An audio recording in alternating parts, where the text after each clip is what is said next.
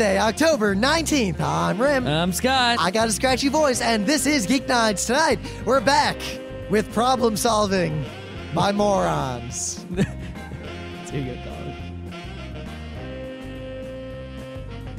it. Let's do this. Wow, we haven't done a show in like forever. What are you talking about? We did a show yesterday. Did we? Yeah. On what? It just wasn't a public show. We didn't, I mean, it's like, we do shows all the time. We just don't publish all of them. Uh-huh. We put on a private performance. Yes, a private performance. Yes. As part of the Limited Patreon engagement. Yes, we did a live show at a wedding. Someone else's wedding.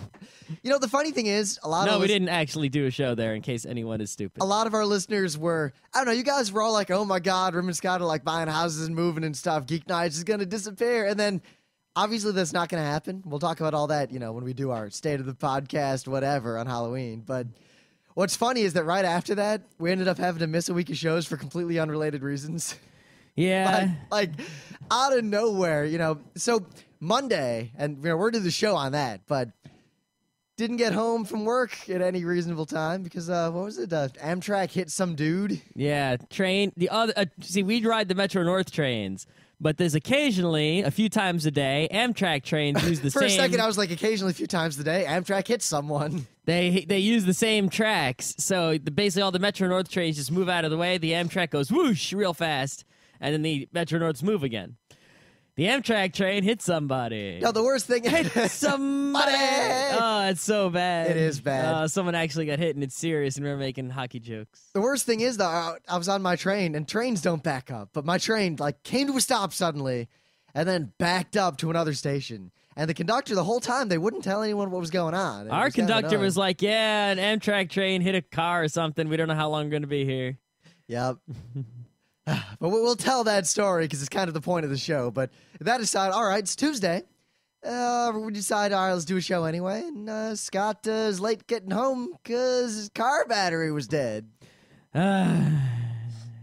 Someone left my reading lamp on. Yeah, someone. Yeah, someone. The passenger side reading lamp was left on. Except that you hadn't driven anyone around in forever. That's all I'll say. Yeah, someone did it. That's all I'll say. Of course, Scott was incapable of dealing with this on his own. No, not really. So I actually had to rollerblade all the way home the next day to get a car. Well, you've been rollerblading home anyway. Your car doesn't even work, and you didn't even try to fix it. There's a difference between rollerblading with a backpack with a suit in it and rollerblading with a car battery. It's like a little motorcycle battery. You try rollerblading with that thing. That thing's heavy. I can't rollerblade naked, so it's not gonna help. So it took two... Actually, it might help because it helped me balance a little bit. I'd go all slow and sort of shuffle with it and use it to, move the center of gravity about. So it took 2 days for Scott to sort that out. But, yeah, that's done. And, all these other things happened all week. So moving. Moving didn't actually interrupt Geeknights at all. Yeah, even though, it is sort of occupying all of my free time. Just now I was calculating my moving expenses, which are greatly inflated. Scott, it cost us $4,000 to move out of Rochester. Yeah, I know. You know how much fucking curtains cost? Goddamn. Yes, I do. I'm thinking about making my own curtains. I might have to because the cost of them is just too much, and the size is they don't sell the size I need, and the custom size ones are fuck all bajillion dollars. So yeah. If I can't, I'm gonna have to delay on the couch and the TV for a month or two because just forget the curtains for now. Yeah. It's I don't care. There's no one. I'm not worried about people looking in. It's mostly an issue of if I don't want the sun in my eyes, I can't make it go away. Because the other day, I was walking home from the fancy part of the city. It'd be hard to sleep if the lights of the city are blasting into my window. I was walking home through the Washington Square super fancy brownstones in Manhattan. And I realized none of the rich people there have curtains. They're blinds? No, nothing. All those super rich people, with those giant, dude lives in a whole brownstone by himself, all floors of it. They just have their windows open to show off. And as I walk by, at night, I could see all the opulence in there and all the rich people sitting around being rich. Oh. Man, this one guy's brownstone. See, I'm on the 3rd floor. No one can see my shit. I can see up into other, 3rd, 4th floor even, but... There's one guy, like, he had a living room. Our entire house would fit inside of his brownstone. And he had, like, opulent, decadent, like, mirror candle things everywhere, all these fancy antiques all over the place. You sure these that wasn't like, a clubhouse as opposed to... Yes, I'm absolutely sure it was just some guy's house. In the front of the window, like, to top it all off, they had this old school looking wrought iron kind of birdcage like you see in movies. And in it, the fanciest, most... like, I'm richer than you looking bird I have ever seen. A Fabergé bird. A Fabergé bird. I read this, reminds me of this article I read today. It's, just one of those internet things people write, Yep. Some blog post or whatever. But the guy in his blog post, he was basically talking about how, like, when you make a business, you have to decide at the beginning if your goal is rich or king. And rich means you're going for the money and you don't give a shit about anything else. And king means you're going to be like the king of X, like, for example, like Facebook is king, right? King of social networking. So he's like, right. Well, but you can tell because, like, the founder of Facebook, he stayed on. If he was about rich, he would have bailed as soon as he got mad monies, right? So he says you have to decide from the beginning whether you're going for rich or king. I'm going for rich king. Well, yeah. He says if you go for king, rich is definitely a possibility. But he talks about he unabashedly went for rich and got it. And how when he sold his company, people gave him all this shit. But the thing is, in this article, he had this graph. And the graph was pretty much like at the x-axis was how much money you make. And the y-axis is like effect on your life, right? So basically the graph was like, it was going up towards $1 million. And as it went towards $1 million, it was like, you can eat, you can buy a house, you can, own a car, And then somewhere past like $1 million, it shot up, right? And then it crossed this line. And the line was never need to worry about money again. And then the line sort of got towards the top and tapered off again, and then it reached the final point, which is private jet.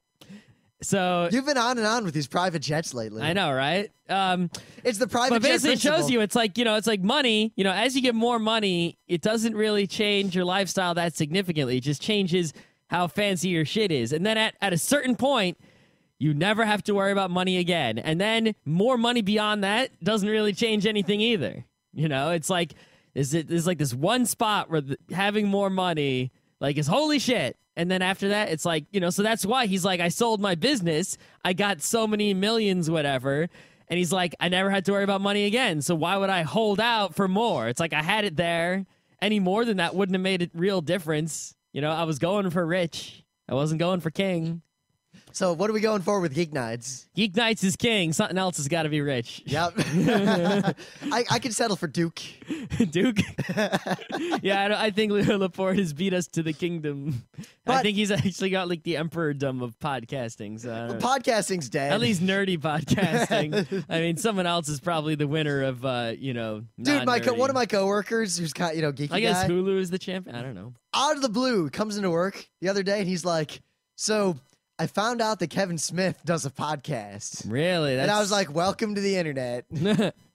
He's like, it's the funniest thing I've ever encountered in my life. Yeah, it's not that great. And all I could think was, wow, you haven't really made it to the internet yet, have you? No. Let me show you this fortune.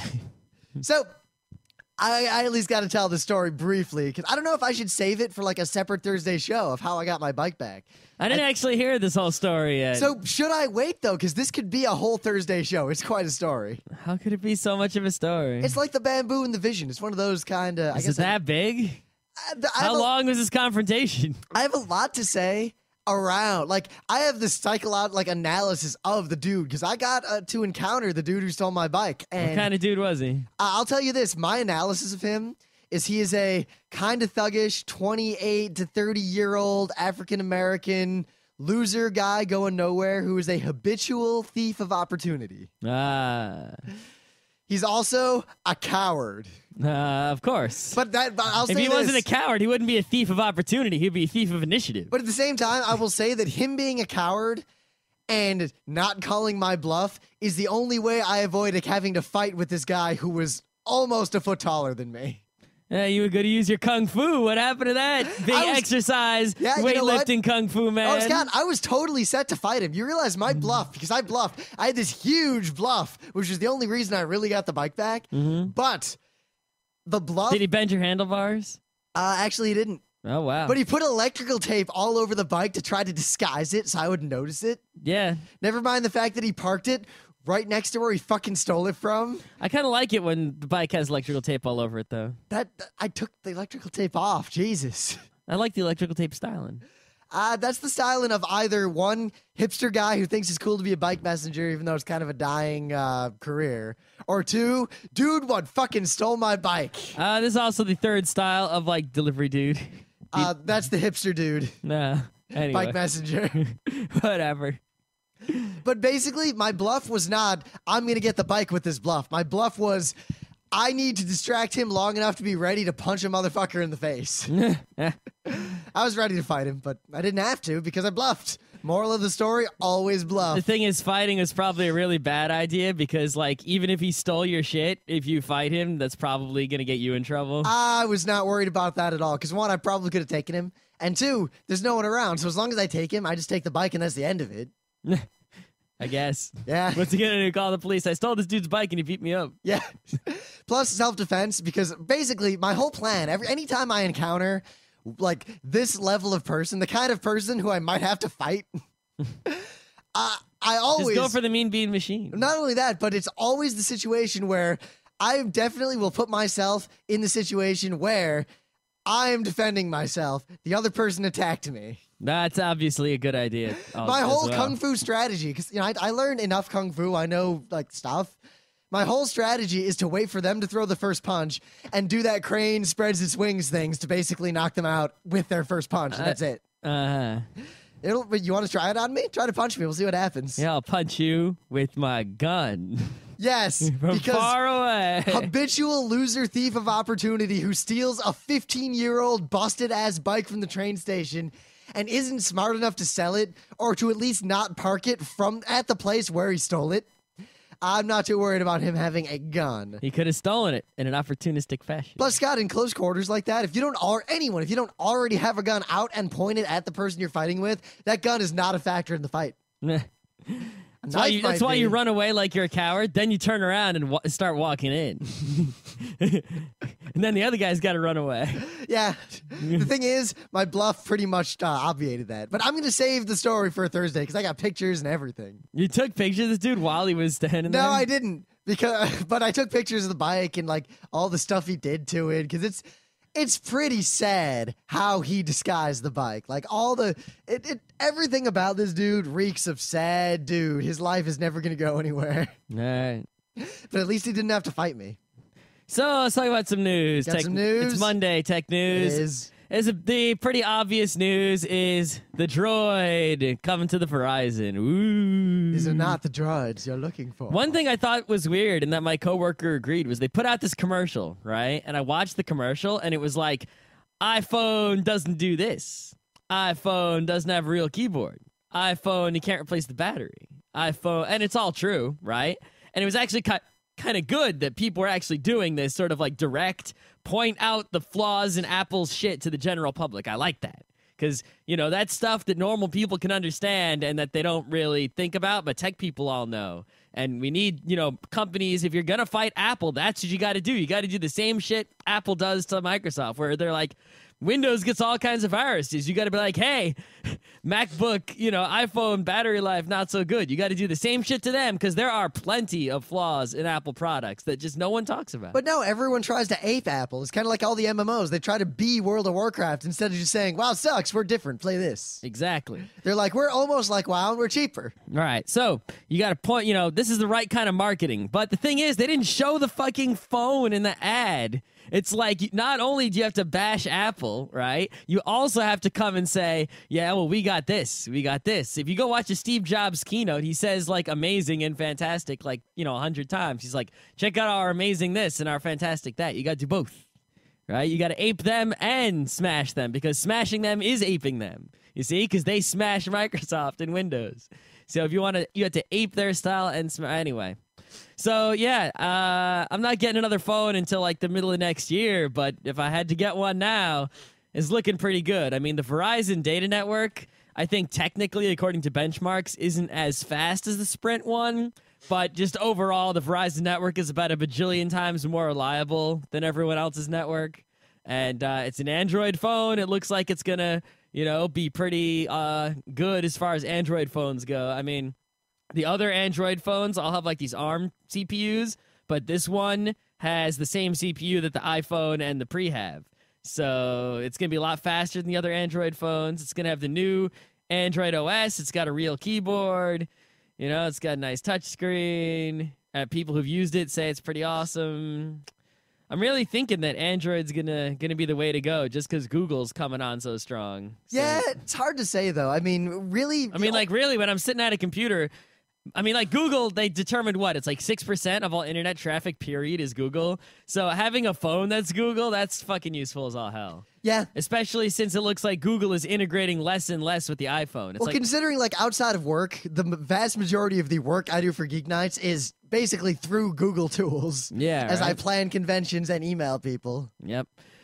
So the thing is, what'll really be the factor, aside from this coming out, is when the next WebOS phone comes out. Because WebOS is not a player yet. It's just on one phone. Yeah. And I wonder what's going to happen. Yeah. I wonder if it's going to... I think in the end, we're going to see a huge drop-off of Apple iPhone. And a big kind of... it's actually kind of interesting, like where people are, there's like a lot of different angles on it, right? There's the angle of... okay, so which persons are going to buy which phones? And you think about it, the most smartphones are actually probably sold to people who are like becoming 18 or like leaving college, right? Because it's like, okay, you're 18 now. It's like, so you're probably going to get some presents. You're going to go to college, something like that, right? You've probably just had a phone for the, just texting and calling. You didn't have a smartphone yet because you're a poor kid. Now you're going to get, a phone for college or whatever. The iPhone is probably going to win them over. See, except there's growing, like, normal people that I talk to. More and more are very cognizant of the AT&T is shitty problem. It is, and that's why and more people everything hinges on the iPhone being on non-AT&T. Because I hear people saying things now constantly like, I would get an iPhone, but iPhone, but AT&T, I can't deal with them. I know, right? And the thing is, and more, like as a secondary part of that, those same people will then say things like, Sprint isn't looking so bad anymore. Yeah, it's like Sprint was looking really terrible. The thing with Sprint is like their data network's looking really good. Their pricing is looking all right. Their customer service is, well, no one has good customer service. So I've given up on it. The thing is, I don't need customer service. I've decided, really, like I want to do a show on this. I've realized that I do not require customer service anymore, and it is not something I'm willing to pay for. No, not really. I mean, so in some situations, it's nice, but it's like I don't need it. I'm not going to make my decision based on it. Yes, the only customer service I need is that if there is a service they are legally obligated to provide me, like the phone had a flaw, replace it, I can sue them if they won't do that. Yeah. So everything I need from customer support, I can sue about. So I got a new checking account online at chase.com. I didn't have to actually talk to anyone. And they sent me the ATM card. And I went to the ATM today with it for the first time. And I realized they had never told me the PIN. And I had never been given the option to set a PIN. They usually mail that in a separate envelope. I never got it. So are you sure you didn't throw it away as junk mail? They usually look really shady. No, because the ATM card came in a really shady envelope, but in the piece of paper in it didn't have any PIN numbers. Yes, because they always mail the PIN separately, obviously for a good reason. Think about it. Well, no, because I had to activate it anyway. Yeah, but you can't. They're not going to give you the PIN over the phone. That's not secure either. Regardless, whenever I get a new ATM card, they let me activate it, and they didn't have me set a PIN. So well, that's either you missed a mail or you screwed something up. I didn't miss any mails. I didn't screw anything up. I doubt it, because every time I get a new debit card, they mail me the card. In a separate envelope, they mail me There was no the separate PIN. envelope. I checked. So how is it supposed to have been done then? I don't know. They fucked up or something. But anyway, I went to the Chase. Like, there are a bajillion Chase branches, and they all have people in them. The one in Midtown? I could have gone to any one of them to get to handle this situation. But it just so happened that, my coworker, he's got this thing now where he loves going to, like, the food trucks, right? But not just the regular old street meat. He's got to find like the stylish street, So there's this Street Sweets, and he follows it on Twitter, and it's basically a bakery in a truck. And he goes to that like freaking every time he comes to the city. And next to the Street Sweets today was the Schnitzel and Things truck, which had a line so long we couldn't wait in it. But when he attempted to wait in the line, I went to the Chase, like The entire building was chased, and I went to the branch in the bottom of that and got the shit taken care of. And it was pretty weird because I went and I sat, in the back of the bank where you almost never go. So did you ask them how you're supposed to get the pin? Like, did you ask them what happened? Yeah, they said there should have been a pin number in the envelope with the card, and there wasn't. That's weird. Yeah. But anyway, and just, customer service situation. So there's that whole situation about the LHC, and I do want to talk about this briefly because I think it's really cool. And there's an anime called Bokurano that you could probably watch if you wanted to watch anime that would be related. But this crazy crackpot sounding theory came out, and it was on Slashdot about how... I don't know, you were pretty much like, this theory's totally real, and now Timo the physicist is like, yeah, that's a crock of shit. Well, no. He pointed out that the guy who said it is kind of a crock of shit. Well... Because there's the same guy who has all these other crazy similar theories about what if we flip it on and off and on and off, and then we'll find out if God exists. How does that work? I have the paper. I didn't read it yet. Okay. But the whole idea, and this is what I'm fascinated with, because it's an idea that, while probably is not true, is because of the way quantum mechanics are, more plausible than you'd think. But I think it's more... I don't think it's necessarily plausible for the LHC, because I don't think the LHC has a good chance of destroying the world. But the theory more is that if we could destroy the world in some quantum way, we might as well keep trying because we didn't. Because if we were able to do it and did it, we wouldn't exist already, so it wouldn't matter. The fact that we still exist means we can't destroy the world that way. Yeah, it is an interesting concept to think about. Like, if... you were going. It's like the universe. You usually think of it being destroyed, at a moment. Like the Earth explodes, right? So it's like, okay, so that means we live like the dinosaurs. You live and then you don't live. But if it's one of those quantum things, right? Quantum causality, buzzword, whatever, the situation where the universe spawns multiple universes. Like goes in all imagine if there's different a black ways. hole, but the black hole didn't just suck in all energy and all matter, but it also sucked in time. And it sucked you in, then not only would you cease to exist at that point, but you never would have existed because that time would be getting sucked in. And then, so it's like you wouldn't even exist now if in the future you got sucked in. I actually was reading about the way this. It was just, the analogy I used with someone else I was talking to at work, he has a PhD in this stuff, and he said it was a pretty good analogy. Is that if you destroy the world in that way, it gets destroyed both directions in time simultaneously, forward and backward. Here's an interesting thing I was reading up on it. So imagine this, right? So let's say you take a laser and you shoot the laser, right? And you split it two ways, okay? So now I'm on the left split and you're on the right split. And we entangle them, ooh, right? So then I twiddle my part of the laser. And your part of the laser twiddles at the exact same time I twiddle. So if I twiddle to 1, your side turns into 1. And if I twiddle to 0, your side twiddles to 0, right? So now we can communicate with this entangled laser, right? Now, this brings up two very interesting things to think about. Number one, let's pretend we do the same exact thing with the laser. Only I'm in Andromeda and you're on Earth. I twiddle to 0. It twiddles to 0 by you at the same exact time. We are now somehow communicating faster than the speed of light. Well, because either causality or locality are broken right then. Right. Well, not broken, but that maybe they never really existed the way they expected. So now here's interesting thought number 2, right? Okay, so, we're assuming now that the laser split is like halfway between us. Let's say the laser splitter is right next to you. So you're like a foot away from it. But I'm in Andromeda, okay? You twiddle your bit, or I twiddle my bit. I forget which way it goes, but basically, your bit would twiddle before I twiddled. So basically, I would be communicating with the past.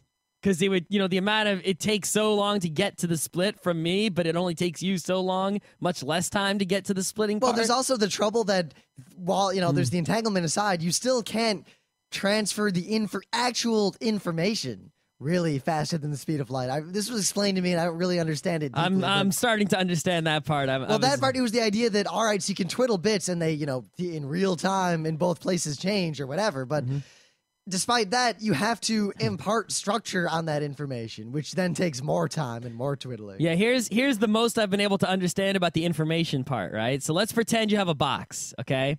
And the box has one particle in it, right? And if you know that the particle is in the right half of the box, then you could partition the box, right? stick a plunger into the left half, the half that doesn't have the particle, then remove the partition, and you would get free energy, right? Just by knowing which half of the box the particle was in.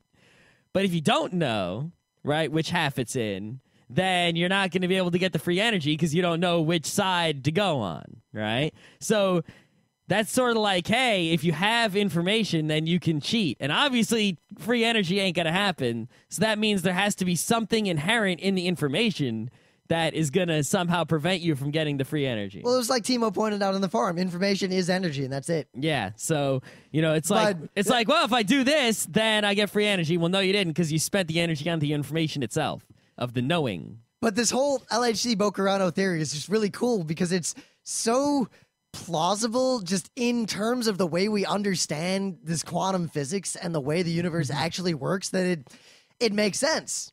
It's just good to know that if somehow, we don't know, right? But if it is possible to destroy the universe in both directions in time, that did not happen. Yes. And will not happen. That is comforting. So the argument there that I make is that we can only destroy the universe forwards. We must continue to strive to destroy the universe in both directions because then we'll find interesting stuff and we know we're safe. Yes. But the thing is, we have to not accidentally destroy the universe forwards only. That would be bad. Yep. Or at least not destroy just the part of the universe we're in. That's also bad. That's probably easy to do. That's very easy to do. In fact, we can already do that. It's called the nuclear missile. We have lots of them. But while, the theory is cool and I think pretty solid from a conceptual standpoint, but I don't think the LHC has anything. I don't think the LHC is causing that. I don't think this is the magnets failing and everything has anything to do with this theory. Nah. And the quote from Timo in the forum says it best. I could take it seriously if I hadn't personally met Holger Beck-Nielsen. I can imagine that I've met Timo, so I know that he is a good judge of the this kind of person. I will trust his, that's a crazy dude.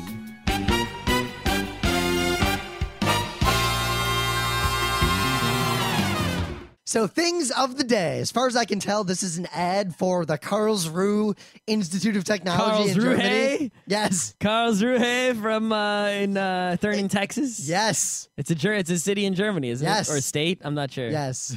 Yeah. So anyway, this is an ad for that, and they go around Germany asking people to pronounce Karlsruhe and Mahahuschatz. The Mahahuschatz Institute of Technology.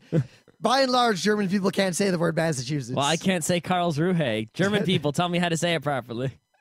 They're probably laughing at my Karlsruhe just like I'm laughing at their Massachusetts. I love nothing more than hearing people in foreign languages pronounce words in my language. I also like hearing people it's like if you always do that, like if you don't know Chinese or something, you can always be like, or the French.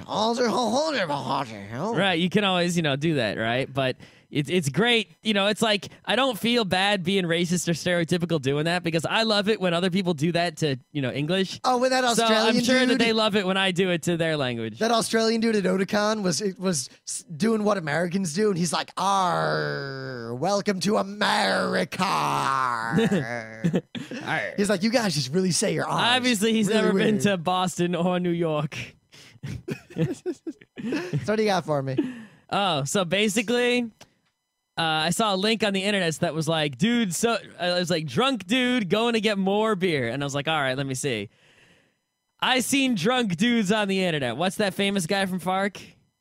Oh, I forget his name. Yeah, the guy who's there's a Firefox extension. Henry Earl. Henry Earl. Yeah, Henry yeah. Earl. Let's see what he's up to. You keep talking. I'll see if he's been arrested again. This dude in this video it's like he's not so drunk he's vomiting or as alcohol poisoning in the hospital, but that's the next step, right? He is like basically like at the maximum of the stumbling aspect of drunkenness. He is so stumblerific.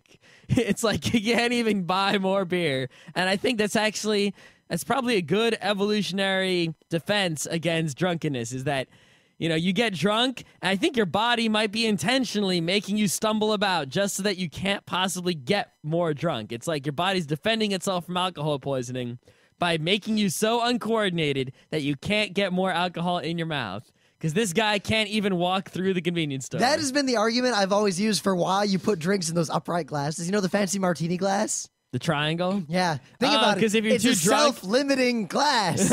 It sure is. All right, Henry Earl had Oh, the but last... then why do they have don't they drink like sake out of a bowl? Isn't that sort of sometimes at least?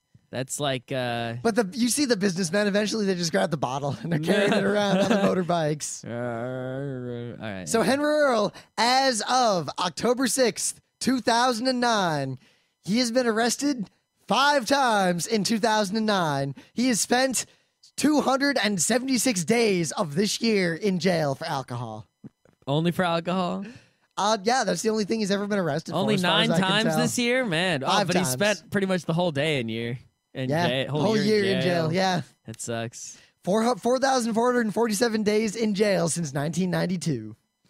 Henry Earl, I salute you. Downtown James Brown. Downtown James Brown. That's what he calls himself. Really? Yeah. All right. I guess that's the sort of kind of thing a drunk dude says.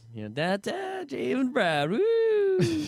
All right. So the Amtrak story, it's very sad. This elderly gentleman was hit by an Amtrak train, and my commute, and everyone was delayed for a long time. There were all these troubles, and as far as I can tell, every police officer in the Tri-County area arrived to deal with the situation. There were like 100 police cars blocking like the entire train station at Peekskill. Mm-hmm. But what amazed me was that on the train, on my train, the first train that was stopped by it, no one would say what was happening. Like, I even asked the conductor, like, hey, what's going on? He's like, can't tell you. Like, Our conductor was just like, yeah, car got hit by a train. No one would tell us what happened in any capacity at all. They just said there's a delay at Peekskill. We will be sitting here for an indeterminate amount of time. They opened the doors on the train and let us get out at Cortland, and they didn't know what was going on. I almost got off the train because there was an Indian restaurant I found on Google Maps like an hour away. An hour? You're going to walk an hour? Sorry, a mile away. Oh. I said an hour. I'm real tired because I'm working the night shift this week. I'm going straight from this to work. It's Geek Morning, sir. Yeah, oh my God. Plus, my throat's kind of scratchy from yelling and talking at the party all night at the wedding over the weekend. But anyway, so, I'm on this train and no one knows what's going on. So I pull out the smartphone and I find out what's going on. I found out exactly what's going on. And it took me like 5 minutes of Twitter and SMS to find out exactly what was going on. Yep. So I kind of say out loud because, there's a weird situation going on. Everyone's kind of friendly on the train and talking to each other about, like, man, what's going on? I don't know, man. Maybe we should just skip and go to a bar. Are there even bars around here? Are there restaurants? I don't know. And I just say... too bad you couldn't be in Cold Spring. There's like that, or Peekskill, like a bar right next to the train station. I know. So I just say out loud, dude got hit by Amtrak. Mm-hmm. And everyone on the train gets silent. And they're like, really? How'd you figure that out? Oh, my God. Like, how do you know? Blah, blah, blah, blah, blah. And I held up my phone and I was like, I have the internet? I have a smartphone.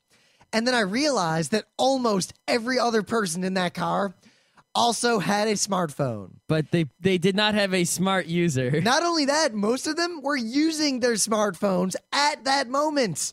And none of them could figure out how I had found this information. And I was like, smartphone? And they're like, I held it up. I'm like, yeah, I just looked and found out. And they're like, how'd you find out? Google? I'm like, Google News, Twitter, SMSing the people in other trains on the train line. Mm-hmm. It had not crossed any of their minds to do this. And then I realized, step back a little bit. All those guys are like, man, are there any restaurants around here? Is it worth it to get off the train? Is there anywhere we could even go? You already used Google Maps. I already knew. I already looked up. There was an Indian Yelp. restaurant like a mile away. There was like a bar a half mile away. There were plenty of places. It's not just mobile things either. How many times, there's a reason that there's that let me Google that for you website. It's because someone will go on like a discussion. Isn't that weird? Like let's say someone's in like, I don't know, they're a big fan of football team, right? Yep. So they hang out on some PHBBB forum for their particular football team. They talk to all these other football fans, and maybe they'll have a problem with their home theater or their computer or their car, right? And that's the only internet community that they're in. So what they'll do is they'll post like some off-topic thread like, hey, what should I do about my car? It's like, it's a football forum. What the fuck is wrong with you? It's because they don't, it's that old situation of when you have a hammer, everything looks like nails. People don't, they use what they got, and they don't branch out. I can't tell you how many like tech help questions I see in like comic book forums. It's like, what is wrong with you? people here are comic book people. They don't know shit about computers. Go ask your question on Superuser or Stack Overflow or something. But they don't even know those places exist. And this is, I realized on the train, and we were going to do a show on this if we hadn't been distracted by unrelated issues for the whole last week and a half and change. But people have these crazy technology tools. It's not just like the internet. Like, this is going beyond just people don't know how to use the internet. Oh, yeah. Like, I think it's just people. Oh, it's like driving a car, don't know how to use the cruise control. Got a VCR, didn't know that you could program it to do certain things. You think Scott's joking? I've met people who don't know what cruise control does. Yeah. Like, seriously, like they're like, oh yeah, I never used the cruise control. I could never figure out how to get it to work. Imagine if Superman didn't know he had like the freeze breath, which he has. That's what's going on here, right? It's like people have all these things. It's like, and they have all these abilities. Oh, I didn't know that I could set my air conditioner to turn on like 8 hours after I leave the house. Oh, I didn't know that I could, set my crock pot to turn on, 4 hours, something. But it's starting to be not really a problem for me because it makes me a wizard in the real world. Oh, yeah. It's great because I have a smartphone. It used to be, if one person in a group of geeks had a smartphone, they were the wizard. Because you'd all be arguing like, man, where did the word barbecue come from? Oh, I think it's this. I think it's that. And then wizard goes, smartphone. To Wikipedia. Here's the answer.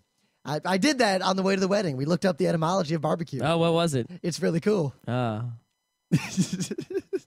So anyway, I also learned about thug, and buccaneer comes from the same kind of root as barbecue. Really? Yeah.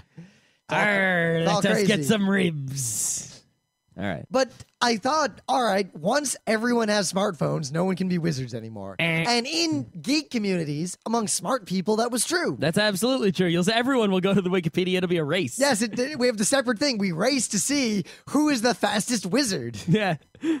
It's like Harry Potter, wizard battles. Basically. I never even read that much Harry Potter. Do they even have wizard battles? Yes, I they assume do. They must. They have wizard battles. They have to try wizard. Well, anyway. Yeah.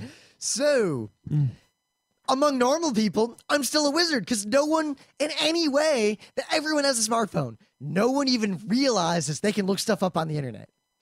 Yeah, it's I think what it is, it's like people only, like they only know how to use what they got. It's the same situation where you get people like putting a database in Excel. It's because they got Excel, they know how to use it. I think it's beyond that. I think it's a cultural, almost zebra storyteller situation to where they think they have a problem. Like, I need to know X. And they may know a solution like, I could look it up online. But they don't at any point connect, I can look it up online on my phone. Like, they don't even think of their phone as the tool to solve that problem because the first thought they have. People don't even know to look it up online normally. I have to be like, Google it, buy it online. How many times do I tell people that? Like, just Google it, just buy it on Amazon. People come up to me, where should I buy this? Amazon.com, where you could buy absolutely anything that exists in the entire universe. That's why it's A to Z. But even people who know to look stuff up online, except cars and houses, they don't think like it's like their brain has a checklist of it goes through the list of I need to know X. How do I achieve this? It goes like down the list. Like if this, maybe I'll do this. Try this. Try this. Try this. Phone is not anywhere on that list. It just isn't there. They never even conceive of using the phone to solve their problem. Mm-hmm. And the weird thing is, I see them using the phones, but like on the train, whenever I walk on the train, I get on the train at the first car, and I walk all the way down, and I look at what everyone is doing with their technology. Yep. And I'm starting to do this. People with laptops, usually watching DVDs. Some people, playing some video games. A lot of people with Blackberries playing Brick Breaker, checking email. Here's what bothers me. I would say the majority of people I see with technology are playing solitaire. Yeah, there's a lot of people playing solitaire. I see people with gigantic laptops, like a super powerful laptop, and they open it up, and they're playing solitaire on the laptop. Like, really? Honestly, that's what you're doing? You have all this. You have technology. You have 90 minutes on a train. You have enough technology to never be bored ever in your life, anywhere again, forever. When I was a kid. The thing is, I've never seen anyone with a EVDU card, or some internet connectivity playing solitaire. They're usually out looking and such. Yes, that's because it's mostly business people whose companies pay for them. Or exactly. They're surfing the internet doing nothing. Yeah. But I don't see that many EVDU cards, to be honest, on the train. And EVDU cards see a handful. Kind of suck on the train. Like one per car, something like that. They stop working at Croton Harmon. They do. It sucks. I don't get, like, any service at Croton Harmon. Who the hell lives there? Well, there's that big cell tower that they put up right next to it, but it's like because you're under the tower, it doesn't help you. You need to be a little bit far away from it in order for it, because it aims, line of sight-ish. So if you're directly under it, it's like, well, it's not aiming straight at the ground. That would be sort of a waste of the energy. Because you get service, I guess, if you're a mole man. It's they don't want the mole men to get service, so they don't aim it at the ground right under it.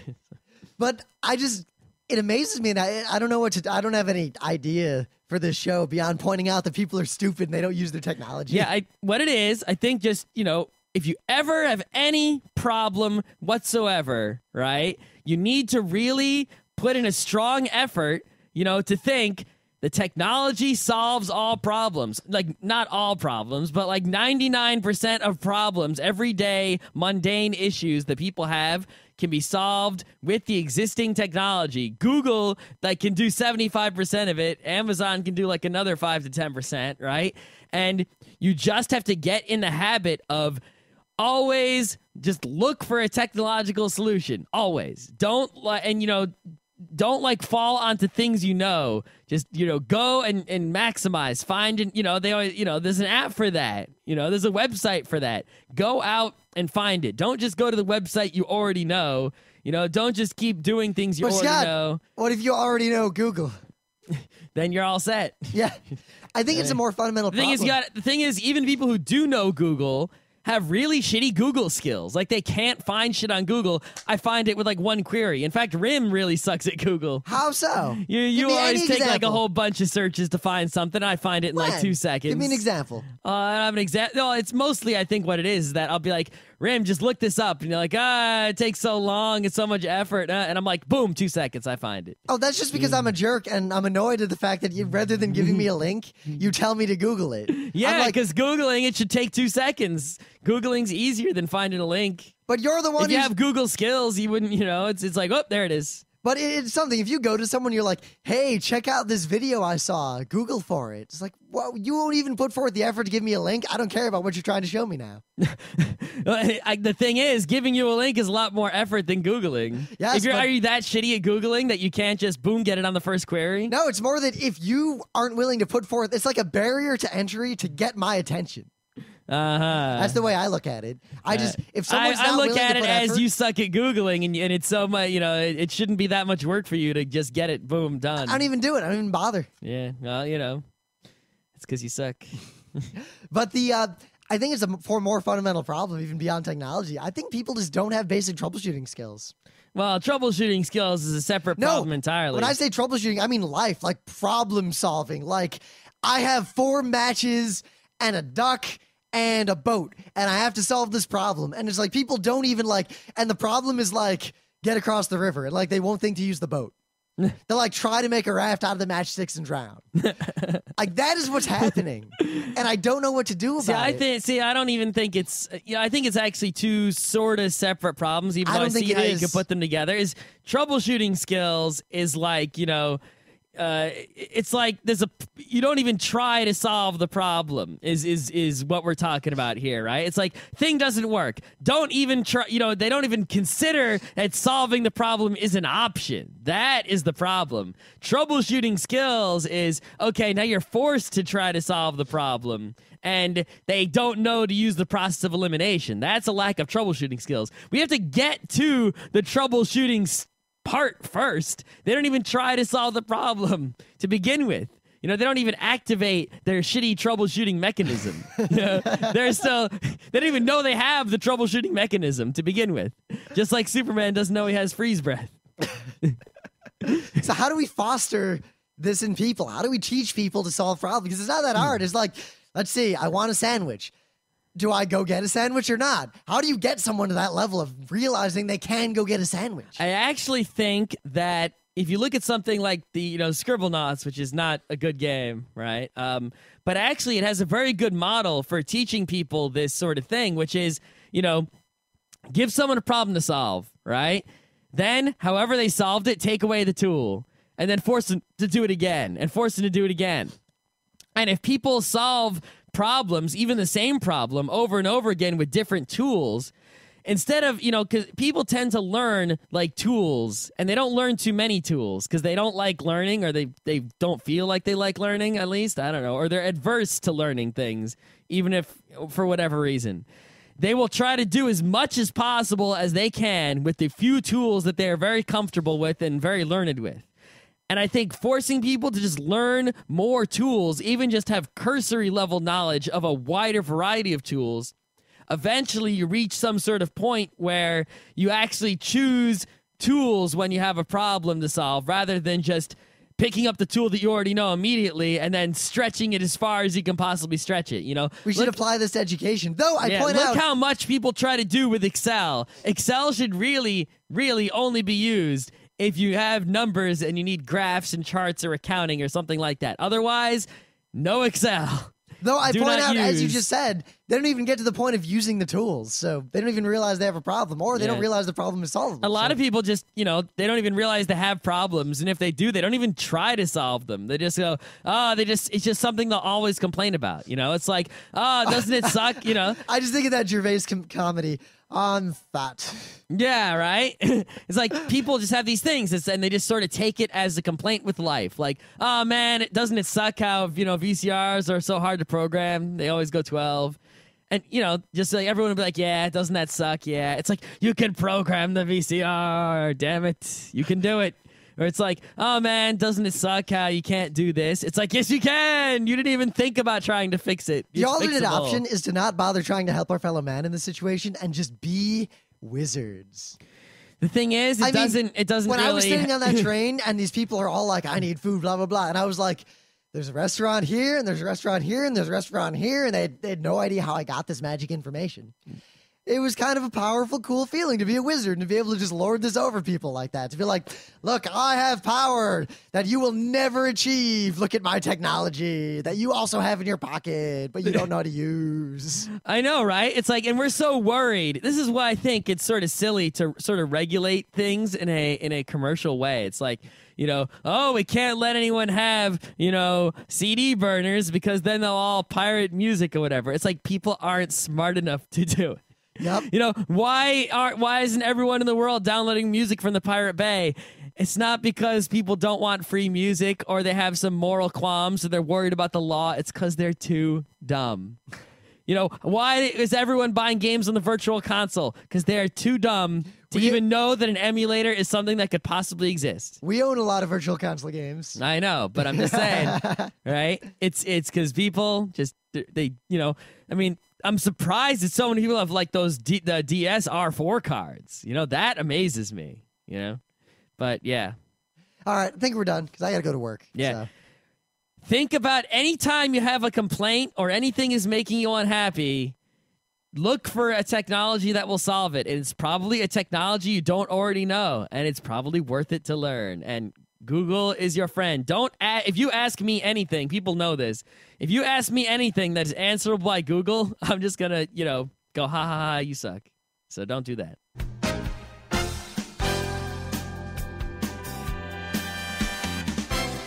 This has been Geeknights with Rim and Scott. Special thanks to DJ Pretzel for the opening music.